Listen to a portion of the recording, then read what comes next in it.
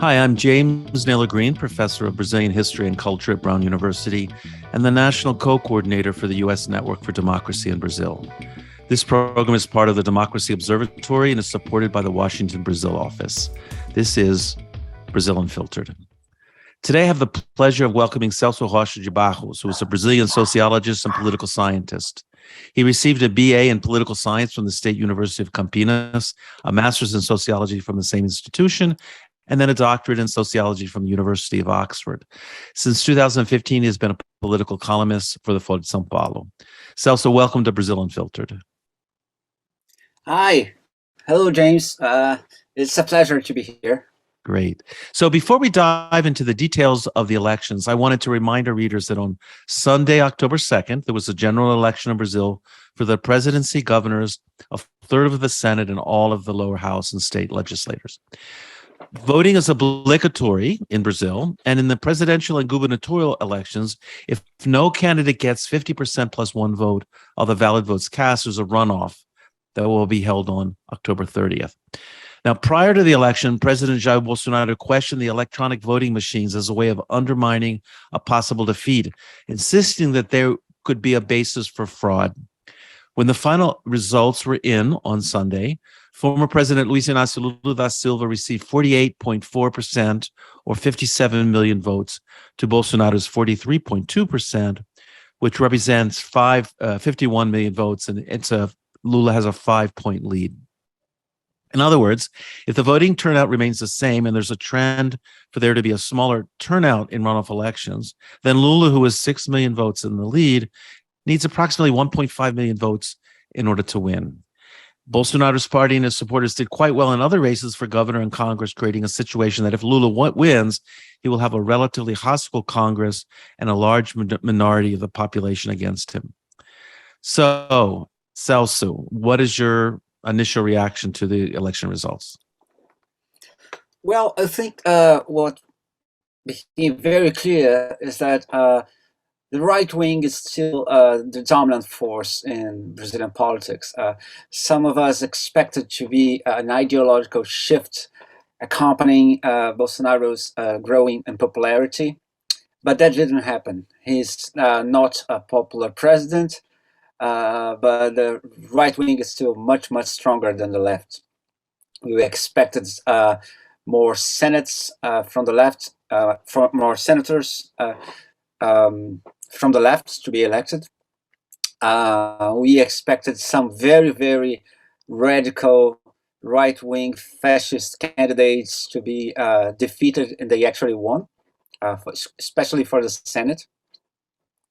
Bolsonaro managed to beat to a pulp the center-right. He basically occupied the space in parliament that was traditionally occupied by the center-right. Now he has filled those seats with Bolsonaristas, with very radical fascist candidates, which is very bad for Brazilian democracy. You need to have a democratic right.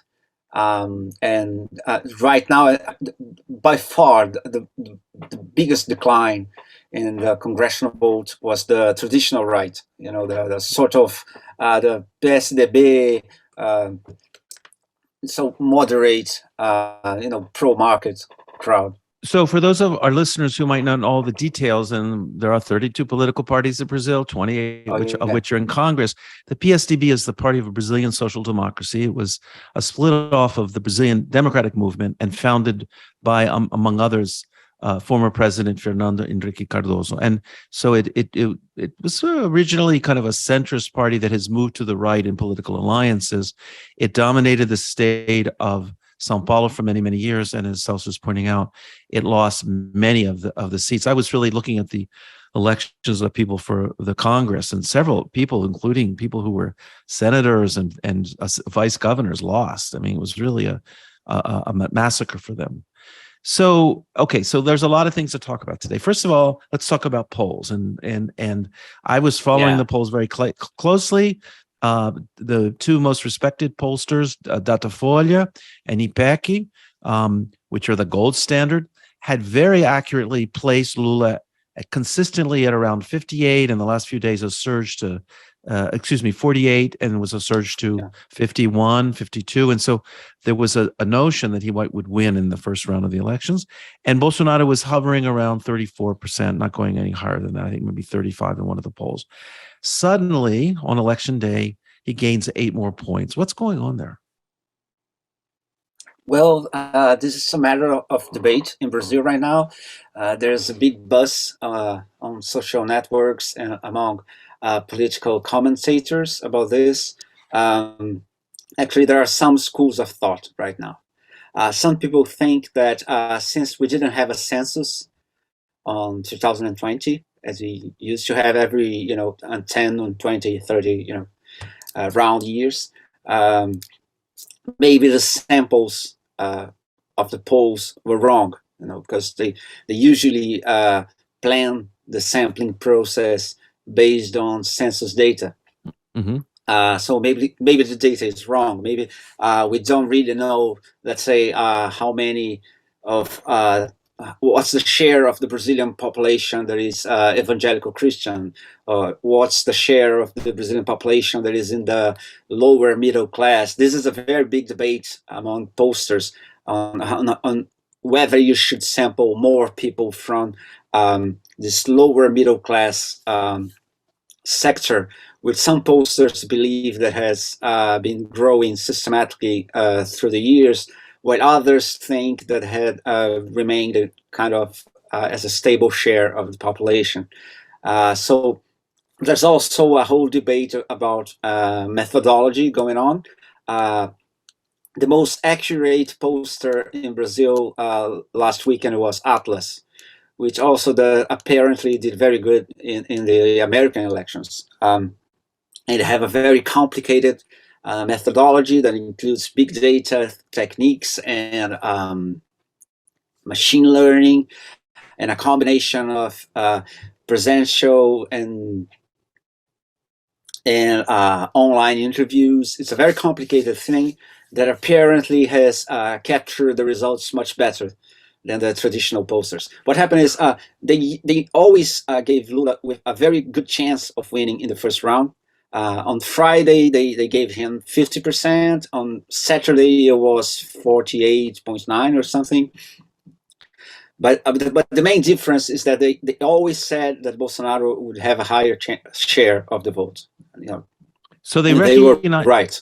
So they were recognized that Lula was close on the edge of winning in the first round, but Bolsonaro actually ended up getting more votes, and they actually predicted that, where the other polls didn't. Yeah. And by the way, this is a very important point, because if what happened is polling mistake, then Lula is in a more comfortable position. I mean, if Bolsonaro has, if the real picture was always a higher share for Bolsonaro, then things are stable for the last 3 months, and then Lula has a reasonable lead. On the other hand, if the polls were not that wrong, but Bolsonaro actually had a surge at the end of the first round, then Lula is in trouble. So we'll have to wait for the first post-election polls, and there's a big debate if you should even listen to them still, because they're using the same sampling techniques and so on. They won't be able to change that until we get a census done. So Bolsonaro was claiming that he was going to win on the first round with 60%. Oh, there was always a blatant lie. I mean, that was he never believed that. This was all posturing. His followers did. They were very frustrated. Last night, everyone was frustrated in Brazil. The left-wing people actually had a reasonable, rational hope of winning in the first round, and Bolsonaro people were actually manically claiming they had a shot of winning the first round, which was obviously false. But they actually believed that, so they are actually disappointed. Some people are saying, the election was stolen because Bolsonaro won the first round, and they always do that. It's interesting that dynamic, because it seems like Lula has never won in the first round of elections, and he won twice, and It was a second round, and to get 48 to get almost there seems, quite good. And yet, I talked to some people who were very actively involved in the campaign afterward, and they were kind of down. Although all of them said, "Okay, we're down for one day, and then we're going to get up and we're going to start, campaigning again." But I'm assuming that's what's going to happen on both sides, because to a certain extent, I think the Bolsonaro supporters can make an argument that they have the wind to their back, that they're actually doing better than the pollsters are saying, and therefore there's a dynamic there. The question is, what is his ceiling? He got 55% of the vote 4 years ago. It's pretty surprising that he got 45% now, with all the situation with the COVID-19 crisis, the different ways he has acted as president. So here's a question I have for you. Everyone was very worried 6 months ago that the measures that Bolsonaro was starting to implement, and did more specifically when he declared there was an emergency and therefore allowed the Congress to violate their ceiling of their limitations on spending, to issue special assistance to people, 600 reais, which is $60. 600 reais is, I'm going to be bad with mathematics, but it's not a lot of money that people are getting every month as an extra supplementary fund. He also did something, he gave a special bonus to taxi drivers and to gas, people receiving bottled gas, they're cooking gas. And the polls, now we don't know if the polls were accurate, were saying that it had a slight effect but didn't have a long-term effect. What is your take of all this now? Do you think this, the efforts by Bolsonaro to give a boost to the economy and to respond to the hike in gas prices made a difference in some way? Well, not that substantially. I mean, especially if you consider the amount of money that was spent on those initiatives. The results were very, very marginal. Of course, maybe the polls were wrong during that time too. So maybe there was some effects, but we don't know. And it doesn't seem, even in the most favorable polls, the polls that are most favorable to Bolsonaro, there was no, upward trend after the money started being paid. But of course, he was going to pay, next month's payments will actually be paid in the middle of this month. So they'll be coming before the elections. Yes, which is highly illegal, but he has been doing all these things since forever, and no one has the guts to tell him to stop, except for one guy at the Supreme Court that he obviously plans to impeach if he wins this election. And this is the way things are in Brazil right now. He has been breaking all sorts of laws. Again, a la Trump, more and more I feel that one can make lots of comparisons between Brazil and the United States. I've always distanced myself from that as an historian. There are many things that are common: continental-sized countries, diverse racial differences, a melting pot in many ways, many immigrants, the legacies of slavery.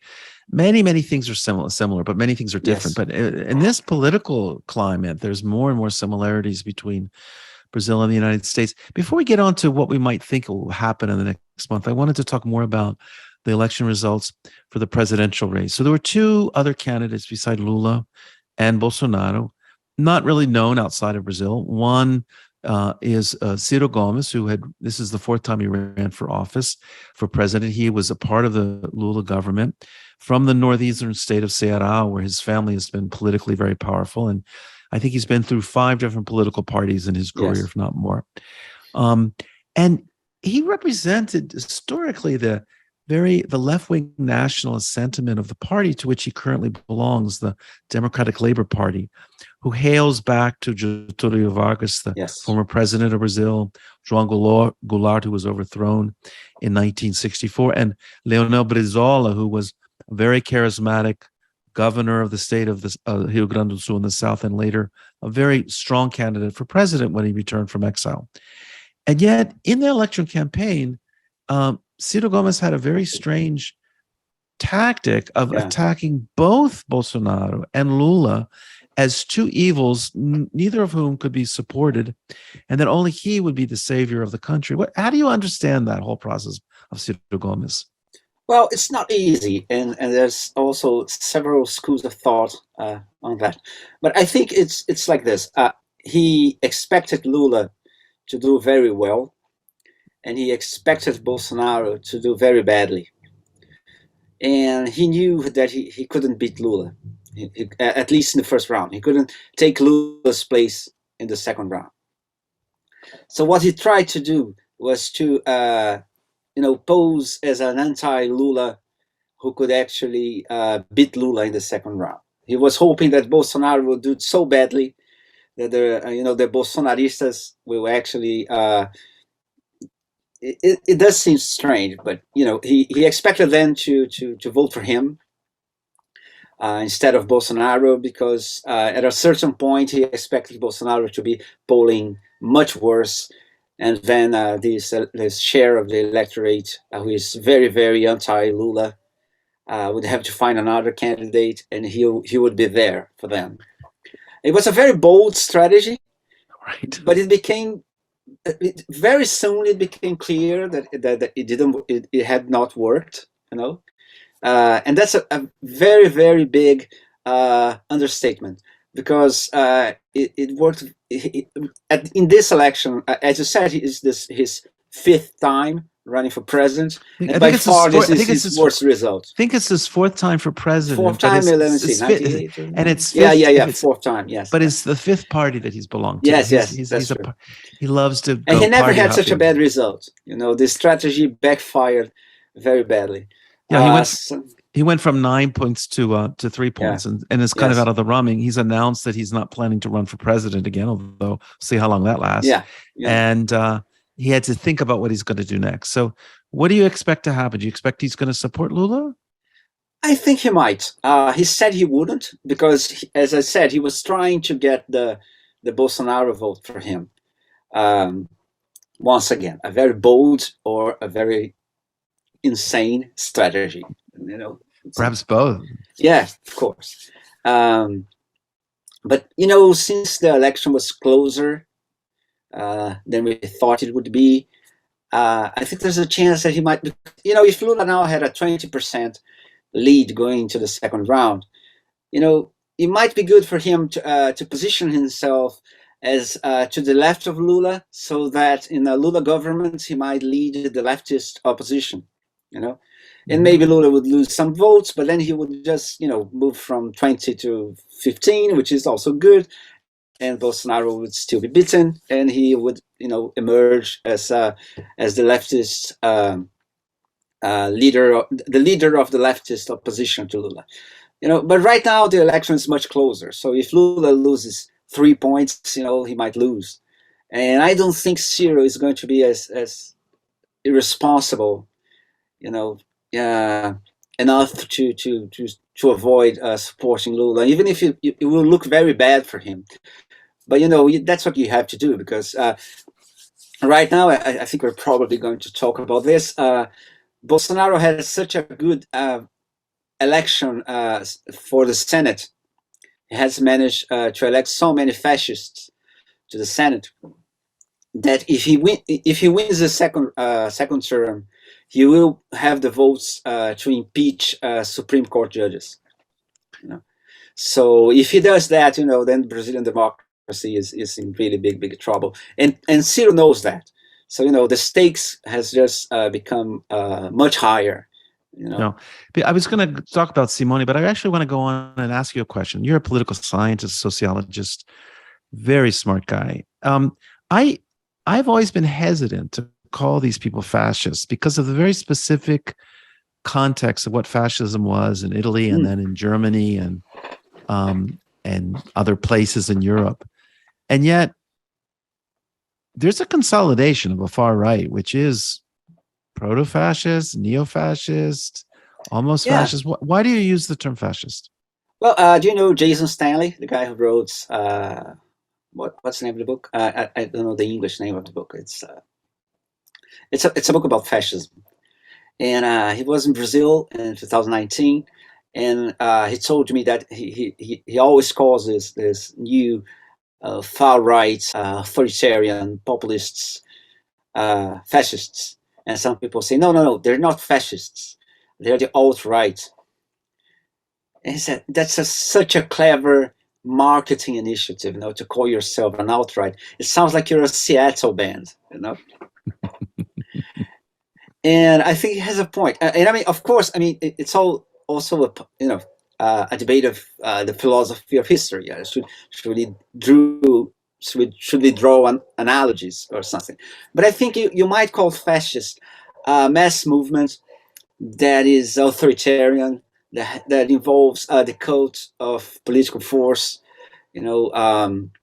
of political violence, that is not very intellectually sophisticated. It doesn't have a really very strong program, or it's not very clear on its economic program, but it's all about violence and restoring the nation, and a very specific version of the nation that is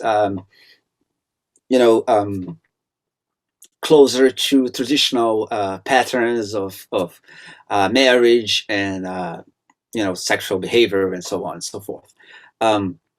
So I think I wouldn't call any authoritarian right-winger a fascist, but I would definitely call Bolsonaro in the most ideological wing of his movement fascists. Of course, and it's really clear that not everyone who votes for him is a fascist.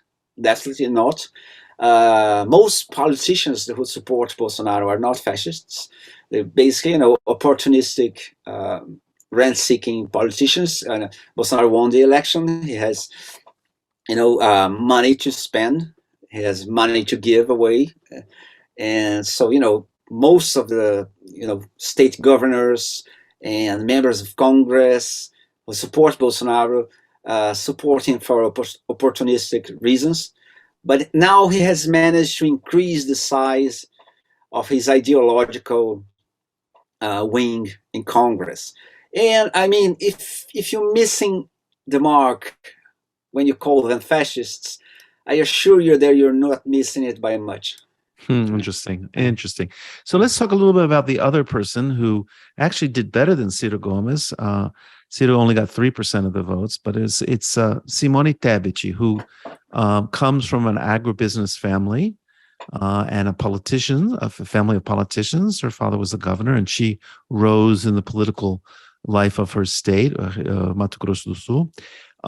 Was elected senator and actually was involved in the congressional investigation on the abuses of the government around COVID-19, and really did a very good job of promoting herself and really challenging the government and questioning the government. Was very strong on that.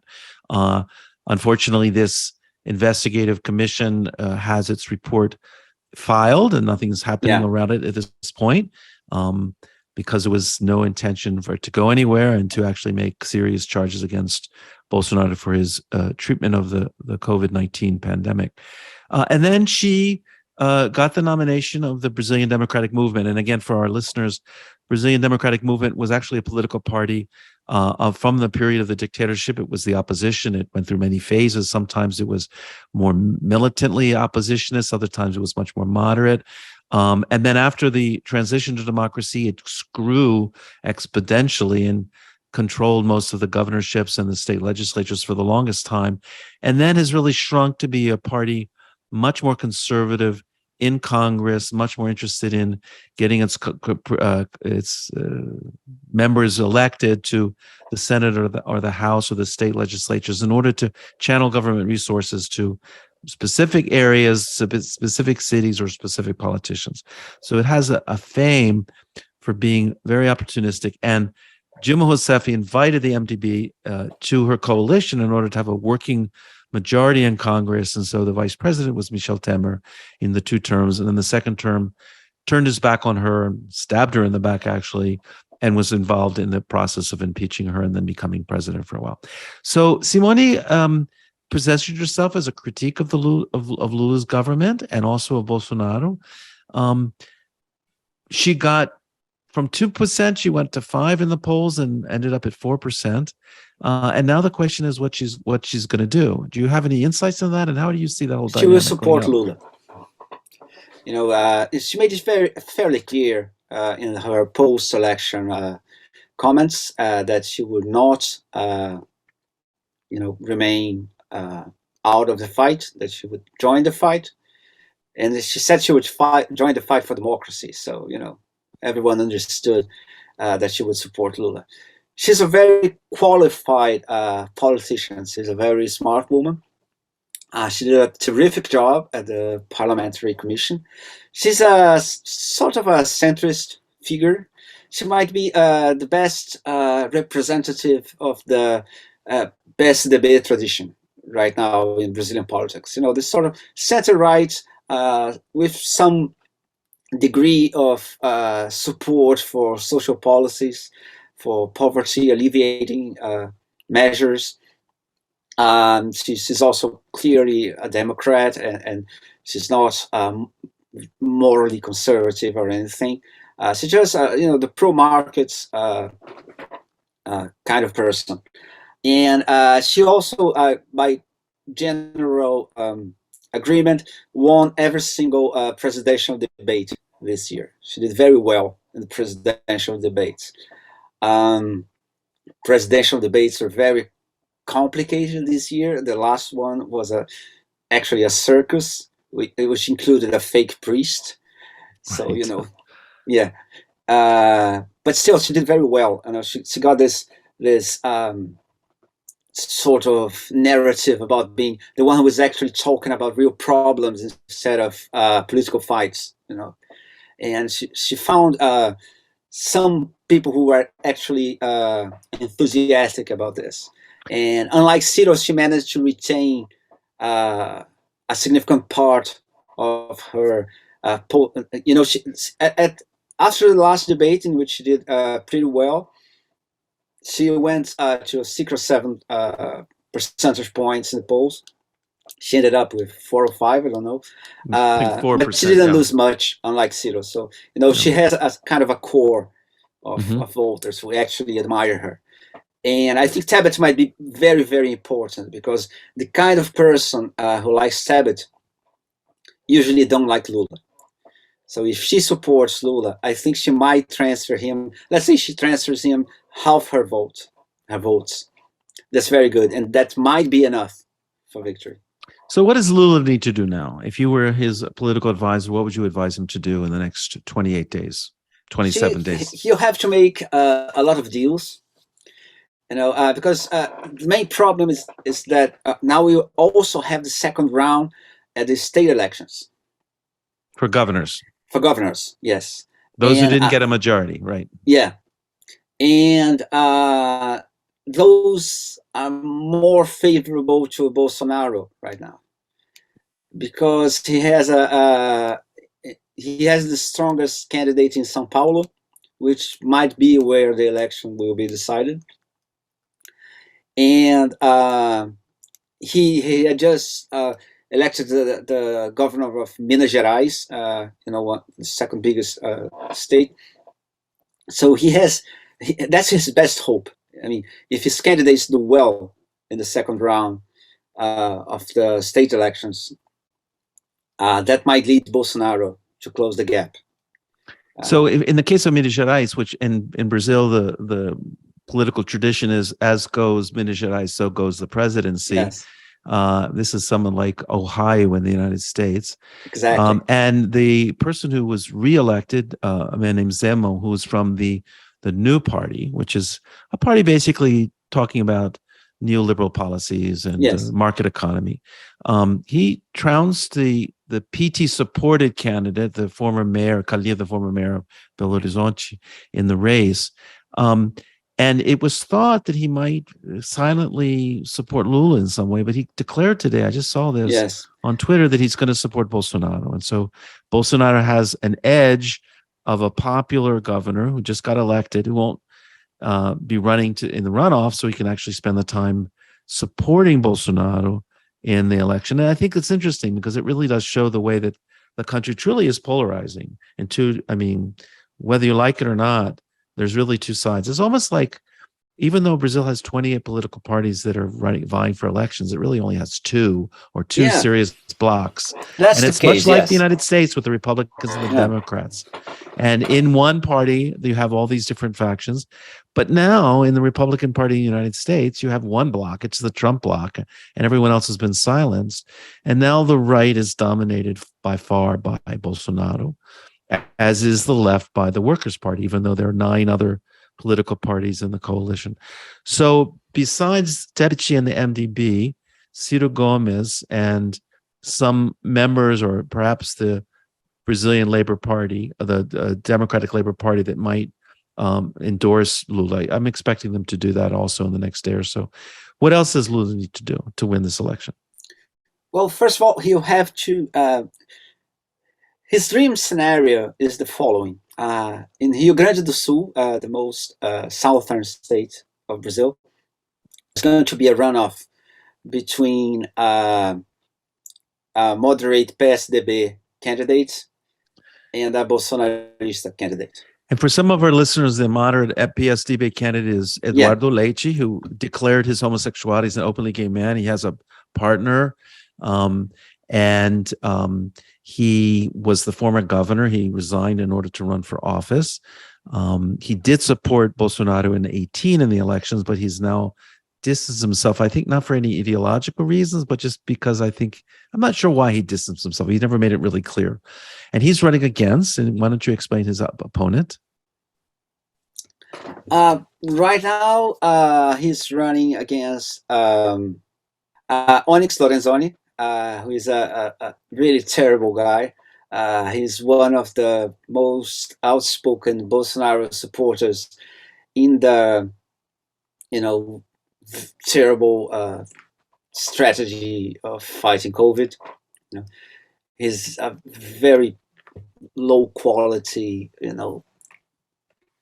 really terrible candidate who would never have a shot at aiming for being governor in any other time in Brazilian democracy. And actually, the Workers' Party candidate got almost as many votes as Eduardo Leite. That's the interesting part. Yeah. So what's going to happen is that PT will support Eduardo Leite. And that's very good news, because having Eduardo Leite on the side of Lula is good. It will probably increase Lula's margin of victory in that state, which is a very important state that the PT lost very badly in the last election.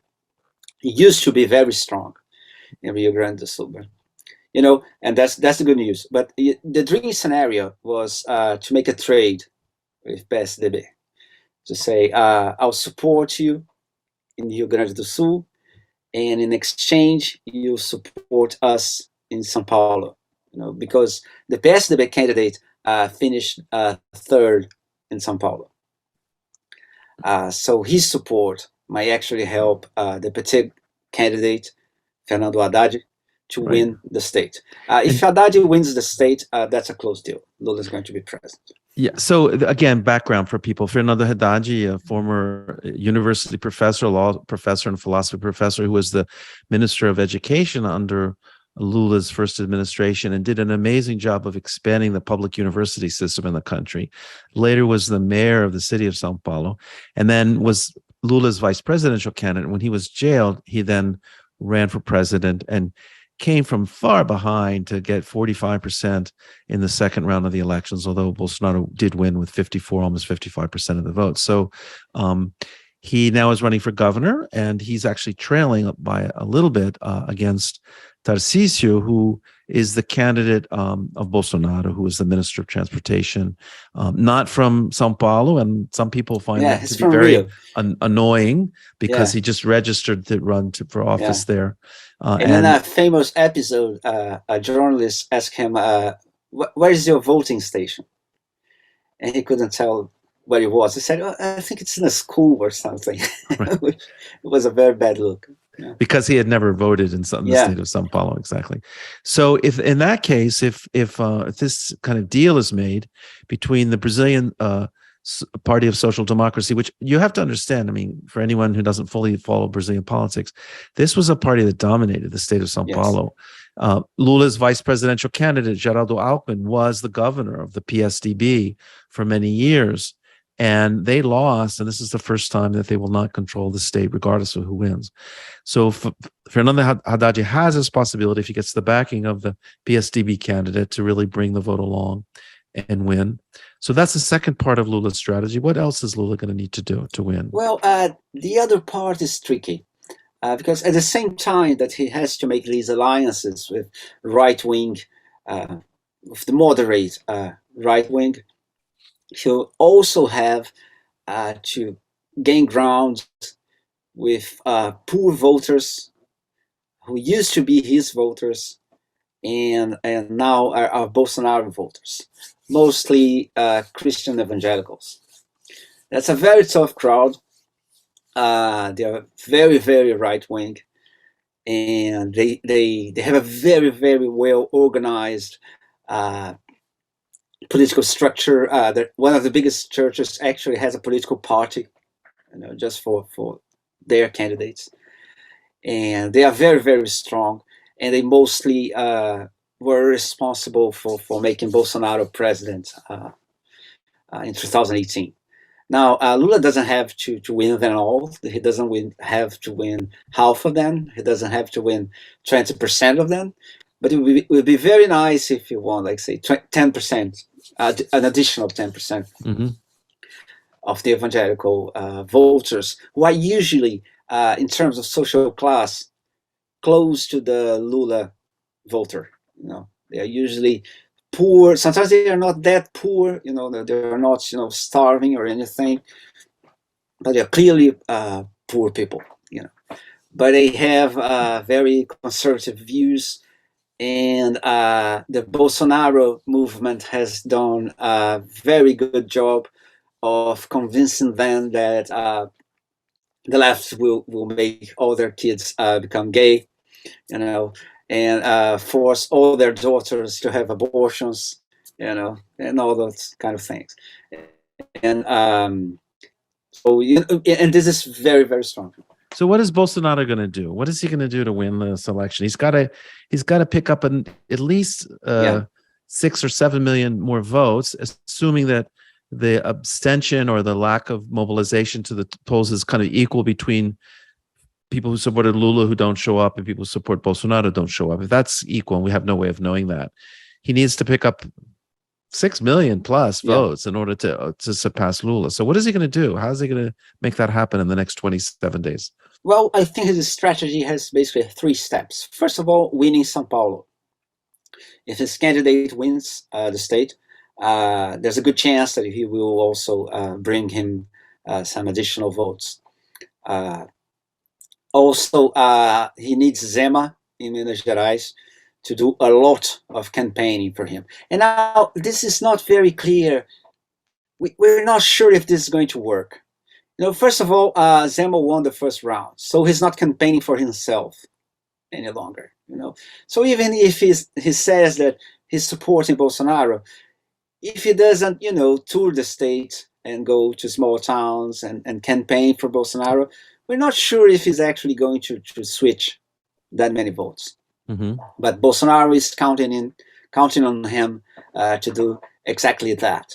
And the third thing is Bolsonaro is going to play very dirty politics with, the so-called moral agenda. He's claiming that the Workers' Party is going to introduce sex education for very young kids, which is obviously a fabrication, right? So everyone knows that, but still. He has claimed that they're going to close down churches, which is pretty absurd because, first of all, the Workers' Party had a very, very strong Catholic militancy. So, if it is decided to close churches, it will lose 70% of their voters. Right. And secondly, because the Workers' Party was actually in power for 13 years and not a single church was closed. So anyway, but he's claiming that. And he's also there's one thing that he can claim with some degree of truthfulness, is that the Workers' Party will nominate progressive justice to the Supreme Court, which he will probably do. And that was important in Brazil. Marriage equality was granted by a Supreme Court decision after several years of Workers' Party government, and most of the judges were in fact nominated by the Workers' Party. The same with affirmative action. So in that case, he kind of has a point. I mean, the Workers' Party will probably nominate candidates which would not be by any definition radical or socialist or anything, but will probably be, on the progressive side. So he would do all sorts of dirty tricks with this kind of thing, as he did in the last presidential debate against Lula. So let's assume, and it's really dangerous to predict the future, let's assume that Lula squeaks by with 51%, 52% of the votes to Bolsonaro 48%, that he increases from 43 to 48, gets 5 more percentage, but Lula takes it over the top with 3 more percentages of votes. What do you think Bolsonaro will do then, losing the election? He will not accept the results. There's no question about that. He will try a coup. That's 100% sure. Now, does he have a chance of succeeding? Now, that's the question. Personally, I think that if Lula had won on the first round, his chances would be much smaller, because that would be a very big defeat. I mean, if you lose in the first round, being the incumbent, you have been trounced, right? I mean, there's no way around this. You lost very, very, badly. On the other hand, if he loses on the second round by a small margin, it's much easier to say that maybe they hacked the voting machines, or all this kind of fabrications that he has been peddling, and so I think that the second round was a very bad thing because of that. Not because you take an additional month for Lula to win, but because it increases the chances of his authoritarian narrative to take hold. So the Washington Brazil office, in this program, Brazil Unfiltered, is sponsored by the Washington Brazil office, has been working very systematically over the last 3 to 6 months, talking to members of the U.S. Congress, talking to people in the State Department about the importance of recognizing the electoral process in Brazil, which we consider to be fair and democratic, and also the results of the election. And this included bringing a delegation of 19 social organizations, human rights organizations, to Washington in July to speak to members of Congress and other people in Washington, and led to Senator Bernie Sanders passing a resolution in the Senate on last Wednesday, stating that if, in fact, some kind of coup does take place at some point along the electoral process, the United States should suspend or cut off military aid to the armed forces if they are actually supporting an undemocratic measure. How do you see this international articulation and its effects on the political situation in Brazil? I think it's very, very important. Because the main thing is, if Bolsonaro tries a coup like the January 6th Capitol thing in the United States, well, it will be bad. Some people might get hurt, some people might even die. But, he will not win. And there will be, riots and crowds fighting each other and this kind of thing. But he will not overthrow Lula with this sort of yellow shirted old guy who goes to Copacabana Beach on a Sunday to his political parades. So the main thing is, if the military stays in army barracks on the next day after the election, he can try whatever he wants. He's going to lose. but if he managed to convince even part of the military that a coup might succeed, then we're in trouble. So I think the position of this United States Congress was very, very important, because this is very, very important for the Brazilian military. In 1964, when it actually had a military coup, they didn't go on with it until they had, kind of assurance that the U.S. would support it. And I think they would really like that this time also. So they were very disappointed when Trump lost, because they expected Trump to support a coup, as did I. No, I think Trump would support a coup. I think so. But without international support, and let's say that at this point, Bolsonaro's very, very unprofessional diplomacy has worked in Brazil's favor. Because right now he has very bad relations with the United States, the European Union, and China. So, that's not something you see every day.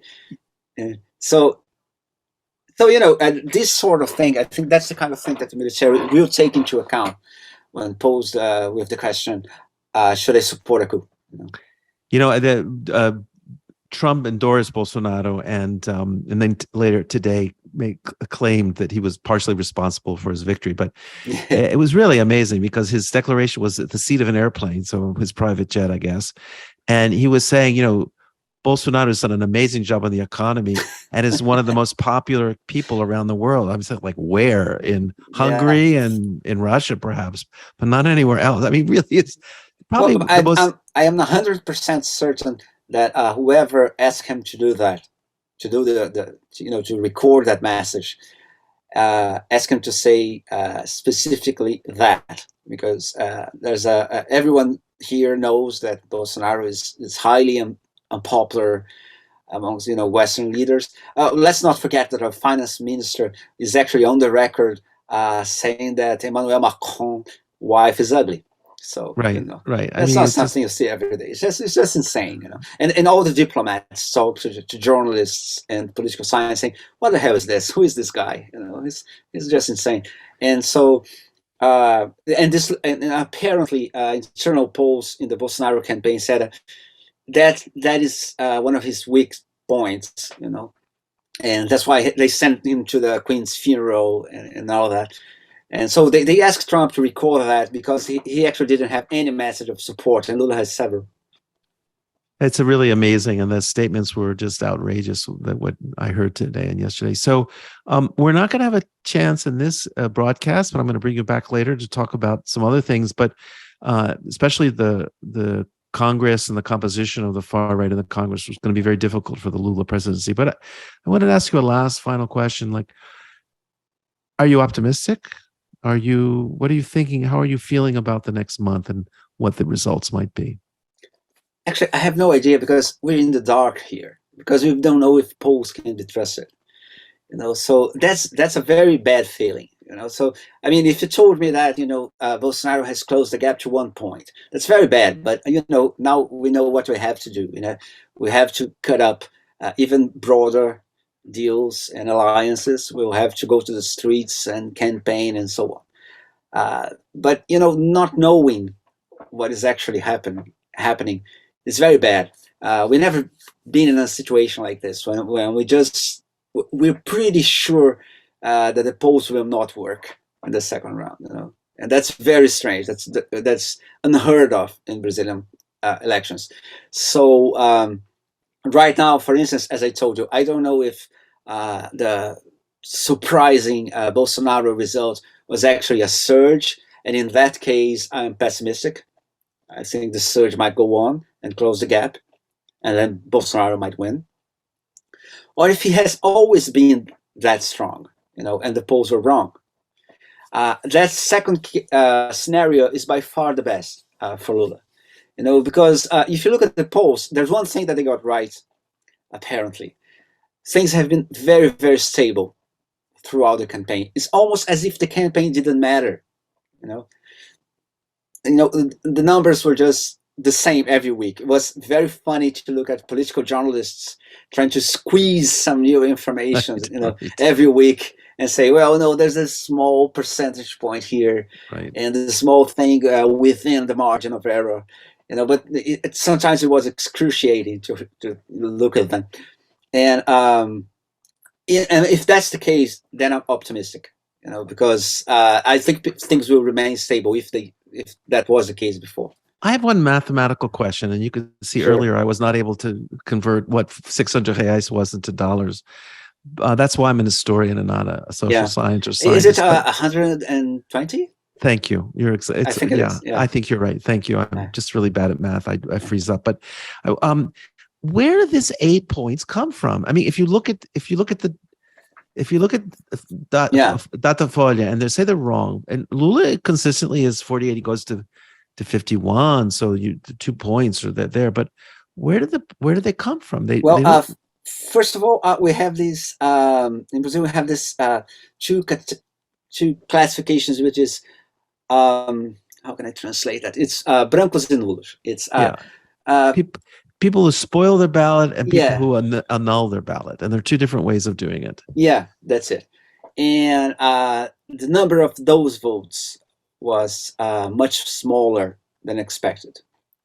So there's a part there. Those people who actually did that, so they actually voted as opposed to not voting. That was one thing. And they voted for Bolsonaro. Now there's a big fight right now. If you go on social networks, which I would advise you not to do. It's very ugly. It's like a rabbit hole also. Yeah. Because actually, if you look at the size of the number of votes that were missing for Lula to win, they are kind of half what Ciro got in the first round. So people were saying Lula didn't win for half a Ciro, Right. And so people are saying, well, if Ciro had supported Lula, we would have closed this deal. Now, that is not entirely clear, because what may have happened, because there was Ciro really disintegrated in the next days of the campaign.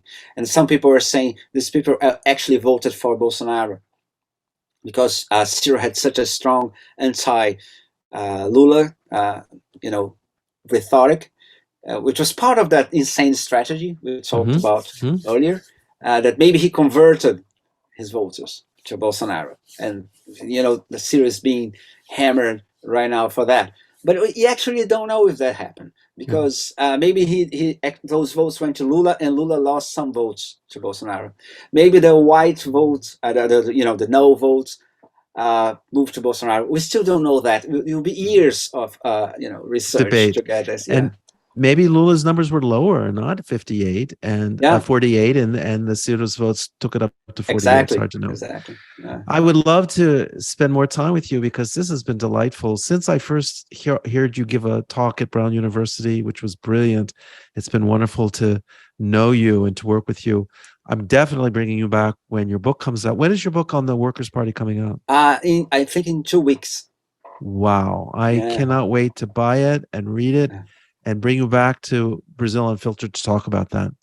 I want to thank you so much for joining us today, Celso. It's been really a pleasure. Thank you so much, James. Pleasure was all mine. So I hope you all enjoy the interview. If you'd like to hear more about the elections, you can listen to a special election edition of Brazil Unfiltered that we taped on the election night, that appeared in Twitter Space, which is sponsored by the Washington Brazil office. 16 guests talked about the elections while the results were coming in. The episode is on the WBO Twitter at Brazil_office. And if you are watching this episode on YouTube, don't forget to like the video. And if you have not yet subscribed, please do so. If you're listening on Apple Podcasts, Spotify, or wherever you listen to your podcast, please leave us a 5-star review. It helps us, helps other people find the program. So have a great week. Until next time, até a próxima.